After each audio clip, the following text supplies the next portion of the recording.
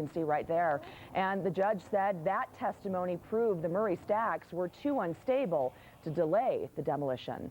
I think Judge Green did the only thing he could do, and that is allow the demolition to go forward.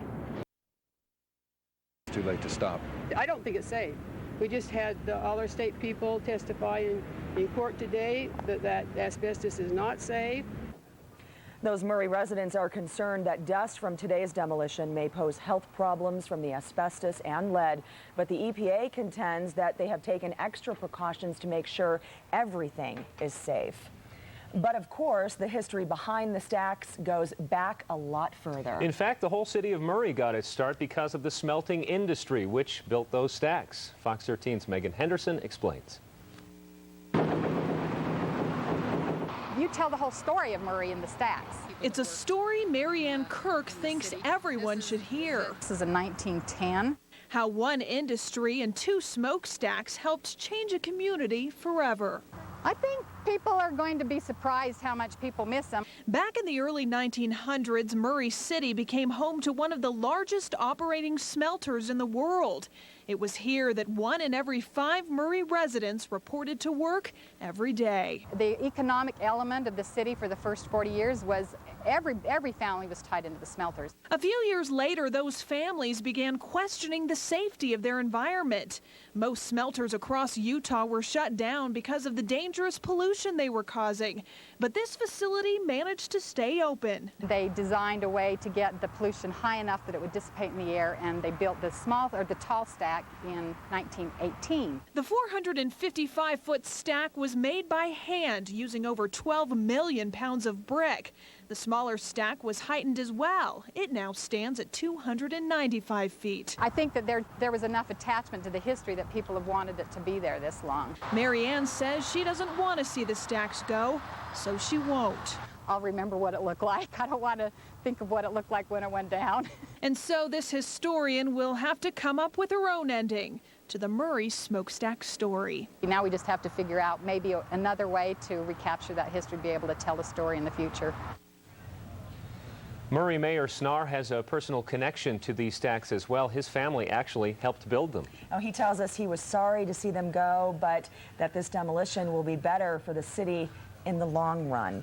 So what happens after the stacks come down? These are the most current architectural plans for the future of that site. The Chimney Ridge commercial retail development is supposed to include a medical research facility, a Costco warehouse store, offices, shops, and restaurants. The price tag on the project is expected to be nearly $100 million. Now to tell us more about the significance of today's event is local producer Jerry Anders. Jerry just put together a documentary on the smokestacks. It's called Giants on the Skyline. Jerry, thanks for joining us this morning. You're welcome. You know more than anyone this morning that a lot of history is going to come crashing down at 9 o'clock, just about 13 minutes from now. There will be a lot of history, and I think that for most people, and being a Murray resident myself for 20 years, most of us really didn't realize what was there and what those stacks represented. But as we saw in the earlier piece, the entire city of Murray probably wouldn't have existed had it not been for the smelting industry. And this is an industry that goes back to the very early days of civilization in the valley, back to the 1870s, in fact. Tell us what smelting is. We've got some video of the old operations back then, but for the layperson, what is smelting and why did they need these huge stacks? Well, one of the advantages that Utah had in the way of natural resources was that there was lead and silver and some gold, certainly copper in rocks that could be mined from various areas around the Salt Lake Valley and throughout Utah. The problem with that is that even though you may have some very rich supplies of ore, you need to extract that ore, that metal, from the rock, and that is what smelting is. It actually removes the rock, the waste material, and then refines that material into usable metals. Now you said this virtually Murray would not be here if it wasn't for this industry, and this back in the late 1800s, this brought in a lot of different people that weren't here before, immigrants. The entire culture, the complexion and texture of the culture of Murray was changed dramatically as a result of the smelting and mining industry. It brought in Greeks and many other Europeans. Many Asians came to the area as a result of that. Some of the very first free African Americans went to work in those facilities. So it definitely brought diversity into the Salt Lake Valley, and it created the kind of culture that persists to this day. The Greek influence, for example, was very important. Now, I thought this was interesting, too. In your documentary, you said there was something about 43 different bars and saloons along State Street. Well, maybe not what... or should we call them private clubs? Right, yeah. They may be private clubs today, but in those days, they were probably taking your life in your hands clubs. It was a rowdy town. There was probably between 45th and 53rd, 43 operating saloons. There were brothels. There were the kinds of problems that you would associate with the wildest of the Wild West towns. And that's what Murray was. It's an interesting piece of Utah history, because I think a lot of us feel that it was rather sedate here, and as a result of the Mormon settlers. And certainly they were a well-behaved group of people. But the folks that came in with mining and refining were the hard-drinking, hard-fighting, and hard-to-control type of people. Let's talk about the environmental impacts, because this was a real turning point in American history when it came to heavy industry's impact on daily life. This is one of the areas where the very first environmental lawsuit filed in the West, possibly one of the very first lawsuits of its kind filed in the entire United States, emerged as a result of damage to crops, the result of emissions from these smelting facilities. And it was killing everything. There was something called the death zone from about 33rd south to about 62nd south in bracketing those smelting facilities, and nothing grew. In fact, it was so bad, the acid that would precipitate out of the air and the emissions was so corrosive that it was almost impossible to maintain barbed wire fences. It would actually dissolve and rust the wire away in a matter of years. It was an extraordinarily dirty industry, and as a result of that, and as a result of those lawsuits, environmental awareness moved forward, not just for this area, but really impacted the entire country in terms of beginning to understand that industries had to be responsible for what they did, and that the impacts of something like a refining industry could be extraordinarily serious to the health and the livelihood of the people surrounding them. What's very interesting is the same reason why these stacks were built, environmental issues, is today in the year 2000, the same reason why they're being torn down. That was a concern, and it certainly was one of the reasons also that there were so many delays in the process of this demolition. It's a bit of an irony that they were constructed for the purpose of mitigating pollution problems, but those concerns over what would happen today when that demolition takes place actually stretch this process out excuse me, into August, where I think the initial demolition dates were around November of last year. So there's been a long process in trying to determine that this would be safe and this would be the appropriate thing to do. And you have to realize that while many people on the demolition side feel this is true, there are still people that are concerned about what's going to happen today. Jerry, we'll check back with you. We appreciate the history and the perspective and the nice job that you did on this documentary. We sure do. Thanks, Jerry. And you can also see Jerry's documentary, Giants on the Skyline, today on KUED. That's Channel 7 at 3 o'clock this afternoon. Definitely check it out. It's great. And if you'd like to own your copy of that documentary, you can purchase it for only $5. You can contact the Murray City Parks and Rec Department for details. Their phone number is 264-2614, and we will have that number for you a little bit later in the show.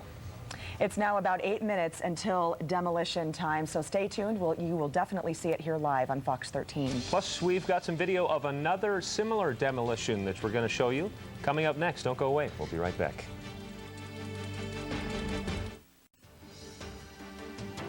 Welcome back, everyone. You're looking at a live picture of a very historical site that in about 4 minutes will no longer be visible in Murray. Welcome back to Fox 13 News, this special report this morning. Back in May, the Environmental Protection Agency showed a demolition of a similar smokestack. They met with residents and city officials to show how safe they believe this demolition can be. Now, in spite of the assurances from the EPA that this demolition will be totally safe, many people are still concerned. Now, the EPA is making itself available to answer questions. If you're interested in contacting the EPA, you can call 801-743-0740. That's 801-743-0740. We're about 4 minutes till those stacks come down. Let's check back in with Sue Thompson at the EPA Command Center. Sue, bring us up to date. Mark, just literally 5 seconds ago, they sounded the 5-minute siren, so we are 5 minutes now away from this demolition. We have said all along that the Environmental Protection Agency out of Denver is overseeing and in charge of this demolition, but Murray City Police, they have been in charge of roping off and cordoning off the 1,000-foot perimeter around, and also they have been in charge of crowd control here today. Detective Rob Hall with Murray City Police. Rob, early on this week, you all got the message out for people to stay home today. Is that working? Yes, the crowds are quite a bit smaller than we anticipated. An exact number, I'm not sure, but the people that we have here have been very compliant with what we've asked them to do, and things have been running very smooth this morning. Okay, Rob Hall, Murray City Police, we thank you so much for being with us. Initially, they were expecting 70,000. Not quite that many people out today. We do want to mention, though, the 5-minute siren has sounded, and we imagine you may be able to see off in the distance, I don't know, but the sprinkler system has already kicked in. Mark, we'll go ahead and send it back to you. Okay, thanks, Sue. And you should know at home that there is no 5, 4, 3, 2, 1. It's going to come down without warning, so don't go to the refrigerator. Don't change the channel. Keep it right here. Court. Well, spectators are, of course, getting anxious to see these gigantic monuments to history come down. Now, let's go live to Megan Henderson. And Megan, tell us, what's the mood like out there with all those people? Well, there is a lot of excitement here, but there's a lot of sadness as well. You know, there's a lot of history tied to these stacks behind me. Joining me now is one of these guys who's a little upset about this. This is Dennis Sullivan. Dennis, you and these guys climbed the tallest stack. Now, that is 455 feet high for those folks at home who don't know this. My buddies and I, back in the 60s, we all climbed to the top, and we're just here to say goodbye to a good friend today. 70s climber, I'm not that old. Oh, there you go. But it's how you climbed it 3 different times, right? We went up 3 different times all the way to the top, and it's a beautiful view. They should turn it into an observatory up there instead of knocking it down. Well, thank you so much for being with us. I also know you got caught by the police. I'm not going to tell the folks at home that. Thanks for being there. So we're going to go ahead and send it back to you guys because I know we're getting really close to the big demolition time. Back to you. That's right, Megan. Thanks very much. We were going to tell you just how huge a huge thing this is. 8.4 million pounds of brick are in the smaller stack, and something like 12 million pounds in the larger stack. So when these come down, you're probably going to be able to feel it if you're at all close to the Murray smokestacks. Now, I think this is a video of an old demolition going down there, and you can see the smoke billowing up to the top. Here it is again from the beginning. It's going to start from the bottom and crumble all the way from the top. Unbelievable. Now, the Murray smokestacks were built by hand, brick by brick, all the way from ground up. Unbelievable. And there is a live look. We're told we're about 40 seconds away. We're going to keep it on this picture because we don't want to miss this. They have loaded those things with dynamite. They've dug huge trenches. They're going to fall them to the north. If all goes as planned, they will fall into the trenches. We're about 25 seconds away now. Now, this smaller stack that you're looking at is actually only 10 feet shorter than the Statue of Liberty. I mean, looking at this on TV, you definitely can't, understand the height difference between the big stack and the small stack. But this is something that has been seen throughout the valley from the state capitol, 15 miles away. You can see these smokestacks. Has been a part of history for more than 100 years. Here in Utah and in the city of Murray. It built the city of Murray. And the reason that these stacks are so tall is to get the emissions up and away. And as Jerry Anders, our resident historian expert today, told us, that was to protect people in Murray. Also, some other environmental controls were brought about because of a lawsuit that Murray farmers brought against the smelting industry. So they were cutting edge at one point. Right now, they are no longer cutting edge, and they are about to come down. And these 2 stacks, incidentally, during World War II, the smeltering business made predominantly most of the bullets that were used during that war. And that was during the time that it opened again prior to the Depression. It closed during the Depression and finally closed for business in 1949. Absolutely amazing. We can still see the water shooting on the bottom of those stacks there, getting the ground wet. Here we go.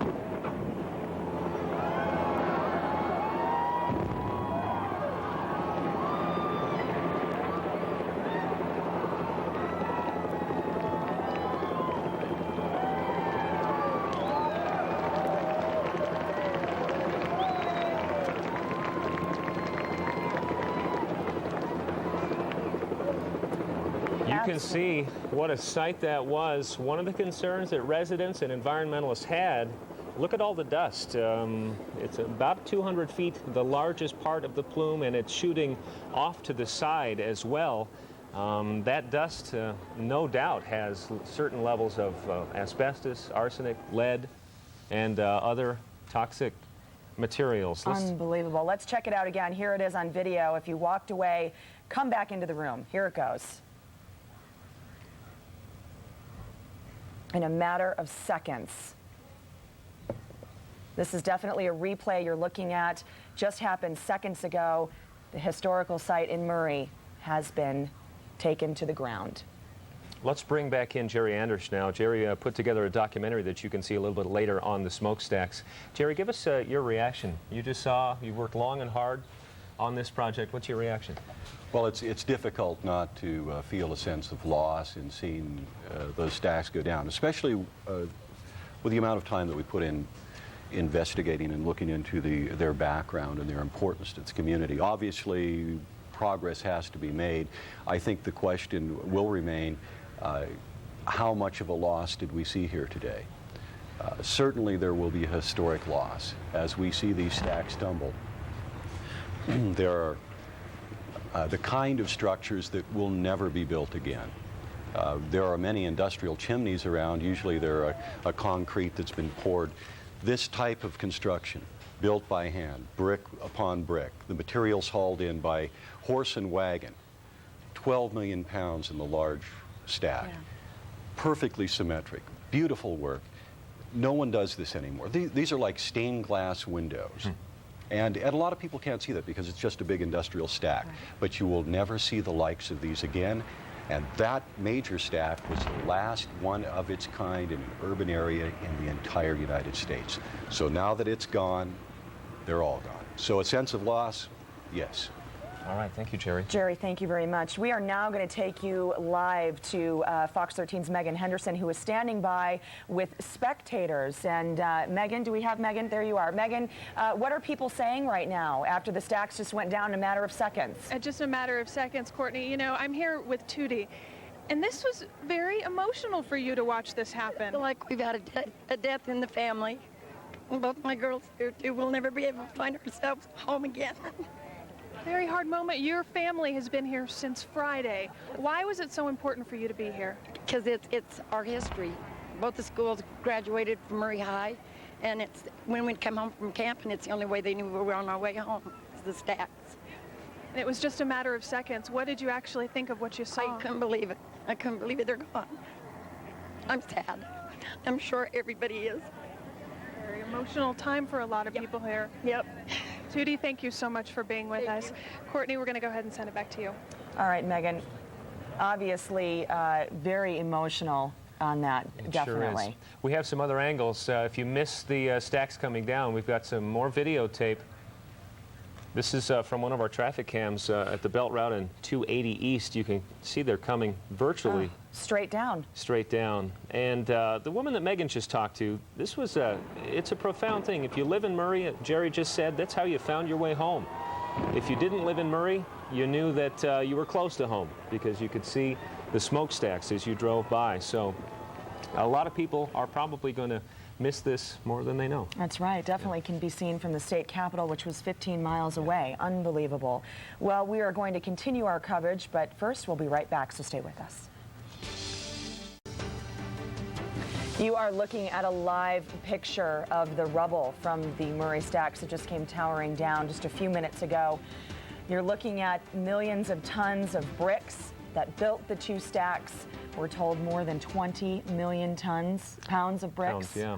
Absolutely amazing. In a matter of seconds, those two went down. Okay, if you missed it, we've got a number of different angles. This is from a traffic camera at the belt route 215 around 280 East, around the Fashion Place area. And you can see those stacks came crashing down. This next shot, a little bit closer.